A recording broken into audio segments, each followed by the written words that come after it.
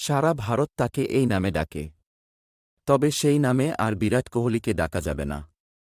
কারণ বিরাট কোহলির সেই নাম একেবারেই পছন্দ নয়। আইপিএল শুরুর আগে চিন্নাস্বামী স্টেডিয়ামে আনবক্স ইভেন্ট আয়োজন করেছিল আরসিবি। সেই ইভেন্টে জানানো হয়, এবার তাদের দলের নাম রয়্যাল চ্যালেঞ্জার্স ব্যাঙ্গালোর থেকে রয়্যাল চ্যালেঞ্জার্স বেঙ্গালুরুতে পরিবর্তন করা হয়েছে। এছাড়া জার্সিও পরিবর্তন হয়েছে। জার্সির রং এবার নীল রঙের, তার উপর লাল রঙের দাগ রয়েছে।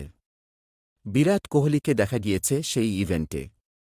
দীর্ঘদিন পর কোহলিকে দেখে আপ্লুত আরসিবি ভক্তরা। অনেকদিন পর মাঠে ফিরলেন তিনি। ইভেন্টে বক্তব্য রাখতে গিয়ে বিরাট কোহলি জানালেন, সারা দেশ তাকে যে নামে ঢাকে তাতে তিনি অস্বস্তিতে পড়েন। অনেকেই ভালোবেসে বিরাট কোহলি কিং বলে ডাকেন, অর্থাৎ রাজা কোহলি। সেই নামেই বিব্রত করে কোহলিকে। তিনি ভক্তদের কিংস নামটি ধরে ডাকতে বারণ করলেন। কোহলি এদিন বলেন, আমাকে কিং নামে ডাকা বন্ধ করলে ভালো হয়। আমি ফাফকে বলেছিলাম, ও আমাকে কিং নামে ডাকলে আমার অস্বস্তি হয়। আমাকে শুধু বিরাট বলে ডাকলেই ভালো লাগে। শচীন তেন্ডুলকরের রেকর্ড যদি কেউ ভাঙতে পারেন, তিনি বিরাট কোহলি। এই বিশ্বাস থেকেই ভক্তরা তাকে কিং কোহলি বলে ডাকতে শুরু করেছিলেন।